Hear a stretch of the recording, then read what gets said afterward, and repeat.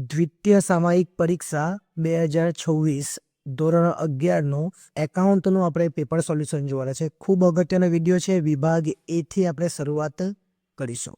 સૌપ્રથમ વિભાગ એ ની અંદર કેટલા પ્રશ્નો પૂછાય છે તો આપણને ખબર છે એ પ્રમાણે 10 કુલ પ્રશ્નો પૂછાવાના છે. એમાંનો પહેલો પ્રશ્ન, આગ લાગવાથી માલ બળી જાય તો ગુમાવેલ માલને શું કહેવાય? જવાબ આવશે આગથી થયેલ નુકસાન. દેવાદાર લેણદારનો સંબંધ કયો વ્યવહાર ઊભો કરે? તો 8,000નો માલ બ પાસેથી ખરીદ્યો, કેમ કે બ પાસેથી માલ ખરીદ્યો એમાં કોઈ પણ રીતે પૈસા આપે એવું બતાવેલ નથી, અને જો ઉધાર વ્યવહાર હોય તો એ વ્યવહાર કયો બને? દેવાદાર લેણદારનો સંબંધ ઉપસ્થિત કરે. બેંકમાંથી અંગત ખર્ચ માટે ઉપાડવામાં આવે તો એને ઉપાડ કહેવાય. શું આવશે? ઉપાડ. મિલકત ખરીદતા થયેલ ખર્ચ મિલકત ખાતે ઉધાર થાય છે. જોગવાઈ ખાલી જગ્યા ખાતામાંથી ઊભું કરે. જોગવાઈ નફા નુકસાન ખાતામાંથી ઊભું કરવામાં આવે, અને અનામત નફા નુકસાન ફાળવણી. જો અનામત હોય તો નફા નુકસાન ફાળવણી, પણ જોગવાઈ છે એટલે જવાબ આવશે નફા નુકસાન ખાતું. માલિક ધંધામાં મૂડી લાવે તો મૂડી પણ વધે અને મિલકત પણ વધે. જવાબ બી આવશે, મૂડી વધે મિલકત વધે. બે ખાનાવાળો રોકડ મેં કેટલી રીતે તૈયાર કરો? બે ખાનાવાળો રોકડ મેં 3 રીતે તૈયાર કરવામાં આવે. એટલે કઈ રોકડ અને બેંક. બીજું કયું? બેંક અને વતાવ. ત્રીજું કયું? વતાવ અને રોકડ. એમ 3 રીતે તૈયાર કરવામાં આવે. પ્રશ્ન નંબર ત્યાર પછીનો છે 8મો. ખાલી જગ્યાના ખ્યાલ મુજબ પેન, રબર, લખવાના પેડ, પેન્સિલ, સ્ટેશનરીની આઇટમો જુદા જુદા ખાતા રાખવાના બદલે એક જ ખાતું સ્ટેશનરી રાખવામાં આવે. કેમ? તો એનું શું, કયા ખ્યાલ મુજબ? તો મહત્વતાના ખ્યાલ મુજબ. ICAI દ્વારા ASBની સ્થાપના 1977માં કરવામાં આવેલી. દેશીનામામાં રકમ લખતી વખતે રૂપિયા અને પૈસાની રકમ વચ્ચે જેની નિશાની કરવામાં આવે એને ઓરાયો તરીકે ઓળખવામાં આવે છે. બી, વસેક પરત જમા એટલે શું? જે આપણે ખરીદી કરીએ, આપણે વેપારી હોય અને ખરીદી કરીએ ત્યારે જે વસેક ચૂકવીએ એ વસેક આપણને વેચાણ કરતી વખતે પરત મળે, એને વસેક પરત જમા કહે છે. અન્ય રીતે માલની જાવકના 3 ઉદાહરણ એટલે માલ આગમાં બળી જાય, ત્યાર પછી વરસાદમાં પલળી જાય, ત્યાર પછી અકસ્માતમાં નાશ પામે, ત્યાર પછી ધર્મદામાં આપવામાં આવે, ત્યાર પછી અન્ય રીતે માલની જાવકની અંદર ઉપાડથી ગયેલ માલ નમૂના તરીકે આપવામાં આવે. જે લખવું હોય ત્યારે બધું લખે. ચોરીથી થયેલ, ચોરાઈ ગયેલ માલ એ રીતે લખે તો પણ ચાલે. ઘસારાનો અર્થ. ઘસારાનો અર્થ શું થાય? તો ઘસારો એટલે એમ જોવા જાય તો મિલકતની કિંમતમાં ઘટાડો, પણ વ્યવસ્થિત રીતે લખવું હોય તો શું લખાય? એટલે મિલકતની કિંમતમાં કોઈ પણ કારણસર થતો ક્રમશઃ કે કાયમી ઘટાડો એને ઘસારો કહેવાય. અનામતના પ્રકાર 2 છે, મૂડી અનામત અને મહેસૂલી અનામત. સરભર ખાતું એટલે શું? એટલે ખાતાની બંને બાજુનો સરવાળો સરખો થઈ જાય એને સરભર કરેલું ખાતું કહેવાય. એટલે બંને બાજુનું ખાતું કેવું થઈ જાય? સરખું થઈ જાય. ત્યાર પછી આગળ જોઈએ વિભાગ સી. અને વિભાગ સી ની અંદર આપણને કુલ 3 પ્રશ્નો પૂછાય. 3માંથી આપણે 2 લખવાના. અહીંયા આપણને વેચાણ નોંધ પૂછાયેલું છે. વેચાણ નોંધ એટલે શું? માલ વેચ્યો એવું આપેલું હશે. જો એ માલ વેચ્યો છે અને ઉધાર વ્યવહાર છે એટલે આવશે શું લખવાનું? નેહા ખાતે અને 20,000 લખી દેવાના, બિલ નંબરમાં 80 લખી દેવાનું. ત્યાર પછી 5% વેપારી વતાવે વેચેલો છે એ પણ એ રીતના આપણે લખી દેવાય. માલનું વેચાણ કર્યું આ નહીં આવે. યંત્ર છે આ પણ નહીં આવે. સિમોલીને 15,000નો માલ વેપારી હતા તરત જ નાણાં ચૂકવ્યા પણ આવશે, પણ 50%ની જગ્યાએ જવું નથી. આપણે 15 બેઠા 13,500 લઈ લેવાના. ઓકે, એ જ રીતના રિદ્ધિને 20,000ના માલનું વેચાણ કરી રોકડ વતાવે રોકડેથી એટલે આ નહીં આવે. ઓર્ડર આપ્યો એટલે આ પણ નહીં આવે. વ્રજને 30,000 માલ 10% વેપારી વતાવે વેચ્યો, આ આવશે 27,000 રૂપિયા. એટલે એ રીતના આપણે લખીશું. ત્યાર પછી આપણને ખાસ આમદન પૂછેલી છે. રેણુકા પાસેથી મળેલ અને ભૂમિકા ખાતેની નોંધ કરેલી છે. રેણુકા પાસેથી મળેલા છે, રેણુકા જમા થવી જોઈએ, એની જગ્યાએ ભૂમિકાને જમા કરેલી છે. તો આપણે ભૂમિકાને જમા કરેલી ખોટું છે એટલે ઉધાર કરી દેવાનું. ભૂમિકા ખાતે ઉધાર, તે રેણુકા ખાતે, એવો જવાબ આવશે. ઉપદેશના અગાઉ માંડીવાલ ગાલખાતના 1,000 પરત મળેલ, જે ઉપદેશ ખાતે જમાવે. ગાલખાતના પરત મળે તો ગાલખાત પરત જમા કરવી પડે, એની જગ્યાએ ઉપદેશને જમા કરી. ઉપદેશને ઉધાર કરી દેવાનું. ઉપદેશ ખાતે ઉધાર, તે ગાલખાત પરત ખાતે.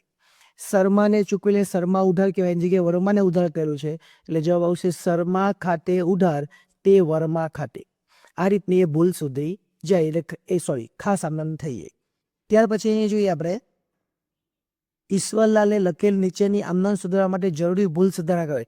7,000નો કિશનનો ચાલુ માસનો પગાર ચૂકવ્યો. પગાર ચૂકવે તો શું આવે? પગાર ખાતે ઉધાર તે રોકડ આવે. એની જગ્યાએ કિશનને ઉધાર કરી દીધેલું છે એટલે કિશનને જમા કરી દેવાનો, ઉધાર કરવાનો પગાર. એટલે પગાર ખાતે ઉધાર તે કિશન ખાતે. ત્યાર પછી 9,500ના માલનું ક્લિન્ટનને ઉધાર વેચાણ કર્યું. એટલે ક્લિન્ટનને વેચાણ કર્યું એટલે ક્લિન્ટન ઉધાર આવવો જોઈએ કે ક્લિન્ટનને વેચાણ કર્યું એટલે વેચાણ જમા આવે ને ક્લિન્ટન ઉધાર આવે. એટલે ક્લિન્ટનને ઉધાર કરી દેવાનું ને વેચાણને જમા કરી દેવાનું અને ખરીદી જે ઉધાર થયેલું છે એને બી જમા કરી દેવાનું. એટલે ક્લિન્ટનમાં ડબલ પૈસા થઈ જશે. ક્લિન્ટન ખાતે ઉધાર કેટલા? 9,500 એની જગ્યાએ 19,000 થઈ જશે અને ખરીદ ખાતે 9,500 જમા અને વેચાણ ખાતે 9,500 જમા. ત્યાર પછી 20,000ની કિંમતના માલનું 10% વેપારી વતાવે ને 5% રોકડ વતાવે ખરીદ્યો તેના.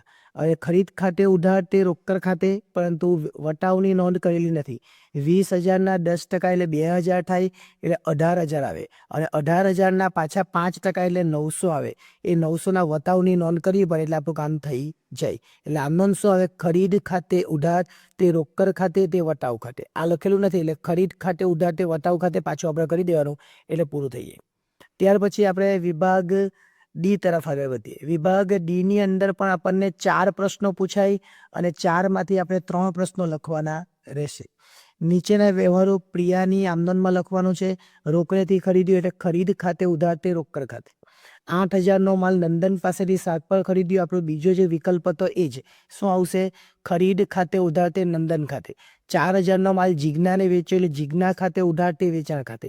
200 કમિશન મળ્યું એટલે રોકડ ખાતે ઉધાર તે કમિશન ખાતે. એટલે આમનોંધ આપણને પૂછાયેલી છે. ત્યાર પછી પણ આમનોંધ જ છે. આમનોંધ તમારે જોઈ લેવાની. રોકડ સ્ટોક ખાતે ઉધાર, રોકડ ખાતે ઉધાર, ફર્નિચર ખાતે ઉધાર, દેવાદારો ખાતે ઉધાર, તે મૂડી ખાતે. અને આ બધાનો સરવાળો 10 ને 15, 25, 25 ને 30, 30 ને 40 તે મૂડી ખાતે 40 કરી દેવાના. અંગત મોટર ખાતે 80,000માં વેચી 50,000 રોકડા ધંધામાં લે. ધંધામાં જે લાવી આવે એને મૂડી કહેવાય. એટલે રોકડ ખાતે ઉધાર તે મૂડી ખાતે 50-50. ઘર ખર્ચ માટે ₹1,000 રોકડા બેંકમાંથી ઉપાડ્યા. બેંકમાંથી તો બેંક આપનાર કહેવાય એટલે શું લખવાનું? ઘર ખર્ચ એટલે ઉપાડ. એટલે ઉપાડ ખાતે ઉધાર તે બેંક ખાતે. એકાકી પેઢીના માલિકનું આવકવેરાનું રિફંડ 500 બેંક ખાતામાં ભર્યું. 500 રિફંડ મળ્યું એટલે આવકવેરો છે. આવકવેરો વ્યક્તિનો છે એટલે શું કહેવાય? મૂડી કહેવાય. બેંક ખાતામાં ભરેલું છે. બેંક ખાતે ઉધાર તે મૂડી ખાતે. ત્યાર પછી બેટુલ કંપની છે. આપણને ઘસારો પૂછેલો છે. એ પણ એકદમ ઇઝી છે, જોઈ લેવાનું તમારે. આ 48,000 છે, વેચ્યો છે, મૂડી છે, હંસ પર લખેલી લેન્ડા જીનલ એટલે કઈ રીત કહેવાય? ત્રીજી રીત કહેવાય આમનોંધની. આપણે આમનોંધ માટે ઘણું બધું હુંડીમાં કરેલું છે એ તમારે જોઈ લેવાનું. ત્યાર પછી વિભાગ ઈ. વિભાગ ઈની અંદર તમે ક્યાં તો ઘસારો કરો ક્યાં તો બેંક સિલક મેળ કરો. બેમાંથી એક દાખલો કરવાનો હોય છે. અને છેલ્લો પ્રશ્ન આપણને પૂછેલો છે વાર્ષિક હિસાબ. વાર્ષિક હિસાબની અંદર 3 લાખનો કાચો નફો આપી દીધો છે. એટલે જો હવાલા લખતા હોય કયા? વેપાર ખાતાને લગતા, તો સુધારેલું વેપાર ખાતું બનાવવું પડે.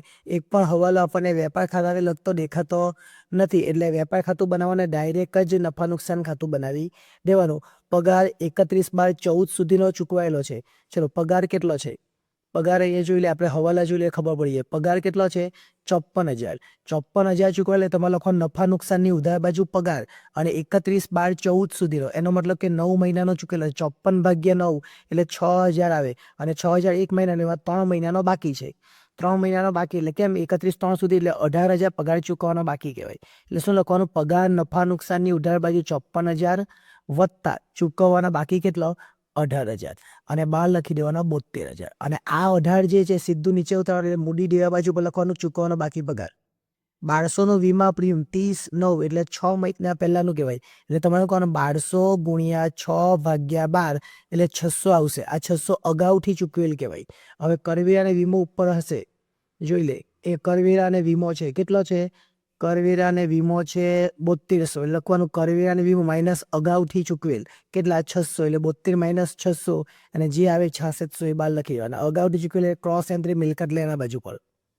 ત્યાર પછી 200નું કમિશન મળવાનું બાકી એટલે પ્લસ કરી દેવાનું 2,000. કમિશન આપેલું હશે એમાં 2,000 પ્લસ કમિશન છે 9,000. નફા નુકસાનની જમા બાજુ લખવાનું અને 2,000 પ્લસ કરી દેવાના. ત્યાર પછી મૂડી પર ને ઉપાડ પર વ્યાજ છે. મૂડીનું વ્યાજ મૂડીમાં પ્લસ, ઉપાડનું વ્યાજ ઉપાડમાં પ્લસ. ફર્નિચર, મકાન અને મોટરકાર પર ઘસારો ગણી દેવાનો અને નફા નુકસાની ઉધાર લઈ લેવાનો.